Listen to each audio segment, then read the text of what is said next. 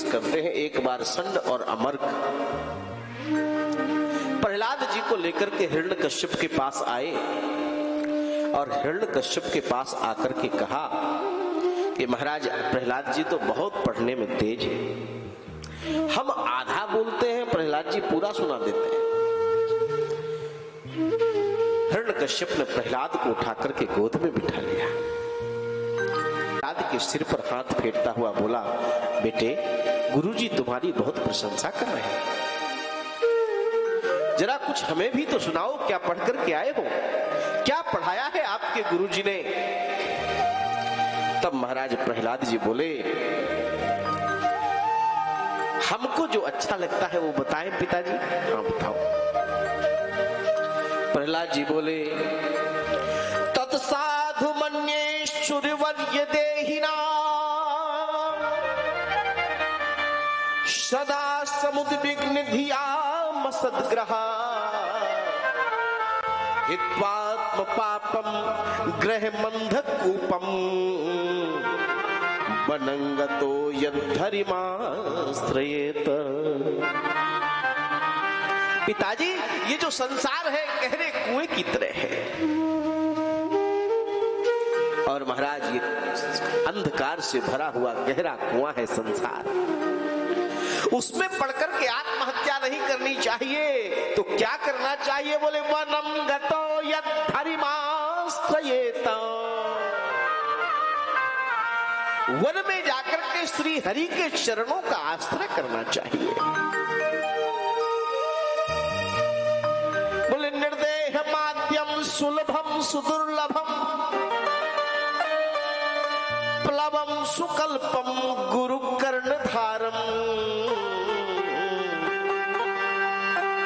मयानुकूलेन भव भवस्तेरितम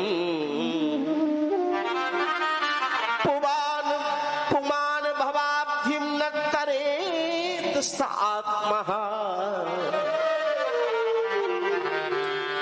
ये मानव शरीर क्या है पिताजी? बोले भव समुद्र तरने की नौका है।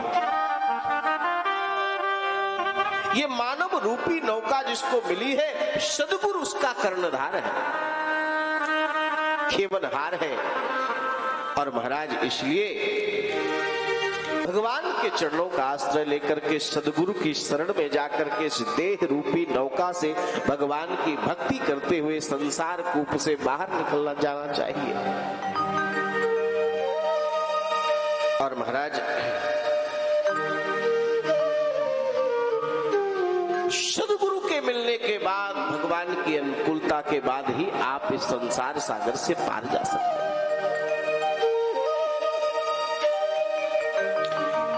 हिरण्यकश्यप ने जैसे ही ये सुना, क्रोध आ गया,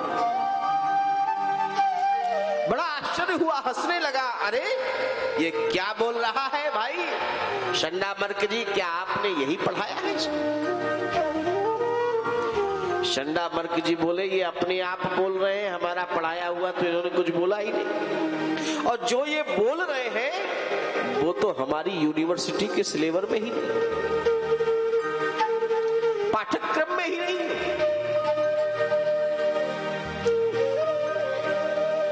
हिरण्यकश्यप ने कहा कि देखो, मेरे शत्रु देवता कहीं मेरे बालक के कान में आकर के कुछ पढ़ा तो नहीं जाते, ध्यान रखना आगे से। और दैत्य कुल के अनुसार इसको शिक्षा प्रदान की जाए, दैत्य कुल के अनुसार, दैत्य संस्कृति के अनुसार इनको प्रशिक्षित करिए आप, हमारी परंपरा के अनुसार इनको शिक्षा दीक्षा दीजिए। शंडामर्क प्रहलाद जी को लेकर के वापस गुरुकुल में आ गए। कुछ दिनों बाद महाराज फिर से तैयार किया और फिर हिरण्यकश्यप के पास लेकर के पहुंचे। और महाराज गोद में फिर से बिठाया, बेटे क्या पढ़ करके आए, क्या सीख करके आए हो? प्रहलाद जी ने कहा, पिताजी बताएं। बोले हाँ बताओ। पिताजी श्रवणम कीर्तनम विष्णु स्मरणम पाद सेवनम अर्चनम बंदनम दास्यम सख्यम आत्मनिवेदनम। पिताजी, भक्ति 9 प्रकार की होती है। श्रवण, कीर्तन, स्मरण, पाद का सेवन, अर्चन, बंदन और दास्य, ये 8 प्रकार की भक्ति होती है पिताजी। इसको नवधा भक्ति, ये 9 प्रकार की भक्ति होती है, इसको नवधा भक्ति कहते हैं। यह सुनकर के महाराज हिरण्यकश्यप को बहुत क्रोध आया और उठाकर के प्रहलाद को जमीन पर पटक दिया। ऐसा बेटा हो या न हो, क्या फर्क पड़ता। और महाराज, मेरा बेटा मेरे विरुद्ध जाएगा तो शत्रु क्या कहेगा। और महाराज प्रहलाद को मृत्यु दंड दे दिया। प्रहलाद को विषैले सर्पों के बीच में छोड़ा गया, ऊंचे पहाड़ों से फेंका गया। कयाधु रोने लगी, लेकिन हिरण्यकश्यप नहीं माना। और महाराज तरह तरह से प्रहलाद को मारने का प्रयास किया गया, लेकिन हर बार हरि की कृपा से प्रहलाद जी बच जाते।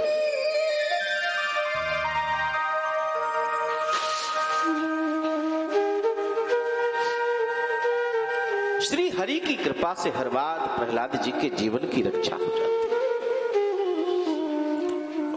और महाराज प्रहलाद ने कहा कि पिताजी, आप पिता हैं तो मारना चाहते हैं, लेकिन मेरा नारायण जगत पिता है, इसलिए वो मुझे बचाना चाहता है। और महाराज आज पूछ ही लिया हिरण्यकश्यप ने, तेरा नारायण कहां है? कहां रहता है? मुझे अपने भाई की मृत्यु का बदला लेना है। मैं जानता हूं कि तेरे नारायण ने ही 12 रूप धारण करके मेरे भाई हिरण्याक्ष की हत्या की थी। कहां है तेरा नारायण? मेरा शत्रु है वो। प्रहलाद जी बोले, कहूं सो कहां जहां प्रभु नहीं। कहां है? ऐसा कौन सा स्थान है जहां पर भगवान नहीं है? जले विष्णु स्थले विष्णु, विष्णु पर्वत मस्तके, ज्वाला माला कुले विष्णु, सर्वम विष्णुमयम जगत। कण कण में मेरा विष्णु समाया है, मेरा नारायण इस प्रकृति के जर्रे जर्रे में है। और महाराज हिरण्यकश्यप प्रहलाद का तिरस्कार करता हुआ बोला, कण कण में है? हाँ बोले, कण कण में है। और महाराज क्रोध पूर्वक हिरण्यकश्यप गदा लेकर के दौड़ा और पूछा कि क्या इस खंभे में भी है? बोले हाँ, खंभे में। और महाराज क्रोध में आकर के खंभ में ही प्रहार कर दिया। और मेरे नारायण को लगा कि अब तो महाराज अगर मैं प्रहलाद की रक्षा के लिए किसी स्त्री पुरुष को ढूंढता हूं तो 9 महीने का समय हो जाएगा प्रकट होने के लिए। इसीलिए महाराज भगवान ने खंबे को ही अपना बाप बनाना स्वीकार किया और खंबे से ही प्रकट हो गए। बोलिए नरसिंह भगवान की जय। नरसिंह के रूप में नारायण का प्रादुर्भाव हो गया। और महाराज ऐसा विचित्र शरीर है। सुखदेव जी कहते हैं कि राजन, न सत्वमेनम परितो विपश्यन् स्तंभयस्य मध्यादनु निर्जिहानम् नायं मृगो नापि नरो विचित्र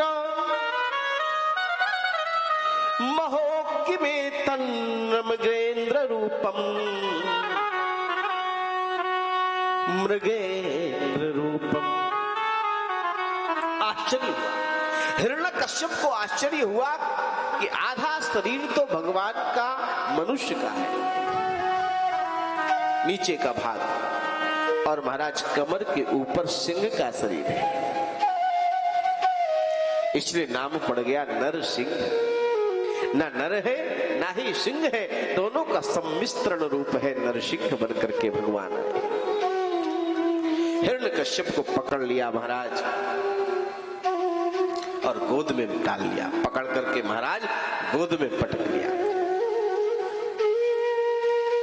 और भगवान नरसिंह ने कहा कि हिरण्यकश्यप, तुमने मेरे भक्त को सताया है, इसलिए आज मैं तुम्हें मारूं। हिरण्यकश्यप बोला कि तुम मुझे मार ही नहीं सकते। क्यों? मैंने ब्रह्मा से वरदान प्राप्त किया है, न नीचे मरूंगा न ऊपर मरूंगा। बोल देख मेरी गोद में न नीचे है न ऊपर, ना मैं मनुष्य से मरूंगा ना पशु से मरूंगा। बोले देख मेरी आकृति को, मैं तुझे क्या लगता हूं, पशु या मनुष्य? ना ही मैं पूरा मनुष्य हूं ना ही मैं पूरा पशु। और कहा कि ब्रह्मा के दिए हुए एक एक वरदान को याद कर ले, मैं ब्रह्मा के वरदान की माया मर्यादा की रक्षा करते हुए तुझे मारूंगा। मैंने वरदान मांगा है 12 महीने में से किसी महीने में नहीं मरूंगा। बोले ये पुरुषोत्तम मास चल रहा है, ये 13वां महीना मैंने 3 साल में एक बार जो आता है तेरे लिए ही बनाया था। बोले महाराज मैंने वरदान मांगा है कि मैं भीतर मरूं न बाहर मरूं। बोले देख तुझे देहरी पे बिठा रखा है मैंने, न भीतर है न बाहर, घर की देहरी में बैठा है। मैंने वरदान मांगा है न अस्त्र से मरूं न शस्त्र से मरूं। बोल दे ये नाखून मेरे बड़े बड़े, न ये शस्त्र है न अस्त्र, इसी से फाड़ डालूंगा तुझे। मैंने वरदान मांगा है न जड़ से मरूंगा न चेतन से मरूंगा। बोल देख याद करिए नाखून जड़ है या चेतन? अगर जड़ है तो बढ़ते क्यों है, और अगर चेतन है तो काटने में दर्द क्यों नहीं होता है? तो ना नाखून जड़ है ना चेतन है। मैंने वरदान मांगा है ब्रह्मा के बनाए हुए किसी प्राणी से नहीं मरूंगा। भगवान ने कहा देख हम ब्रह्मा को बनाते हैं, ब्रह्मा हमें नहीं बनाता, हम ब्रह्मा के बनाए हुए नहीं। एक एक वरदान याद करवा दिया। और देखो मौत से बचने का कितना भी उपाय कर लेना, लेकिन मौत अपना रास्ता खोज ही लेती है। कुछ भी कर लो, घुटना बदलवा लो, गुर्दा या दिल बदलवा लो, यहां मशीन धड़कने वाली लगवा लो, भी बदला लो, लेकिन मौत तो आना है। मौत अपना रास्ता खोज लेती है।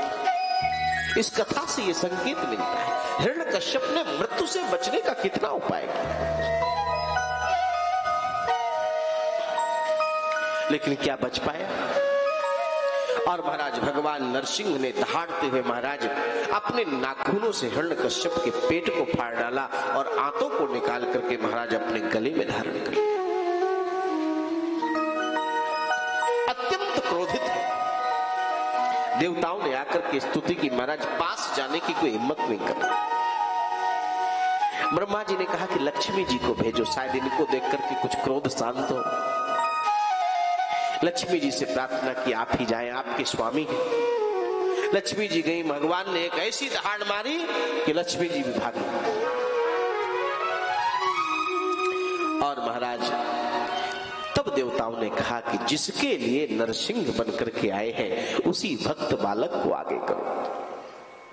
और महाराज भक्त प्रहलाद छोटा सा बालक आगे आया, भगवान ने उसको उठाकर अपनी गोद में उठा लिया और भगवान नरसिंह उसको जीभ से चाटने लगे। इतना अद्भुत प्रेम। छोटा सा बालक प्रार्थना करता है। किसी उर्दू के शायर ने एक शेर लिखा कि क्या रहा पर्दा तुझे पर्दा नसी देख लिया।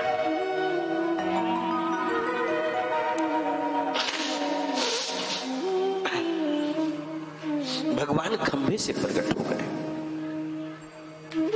क्या रहा पर्दा, तुझे पर्दा नसी देख लिया, मैंने दर पर्दा तुझे माहे जमी देख लिया। और तुझे देखने की तमन्ना थी मेरे दिल में, तुझे लोग देखेंगे वहां, हमने यही देख लिया। तुझे लोग देखेंगे वहां, हमने यही देख लिया।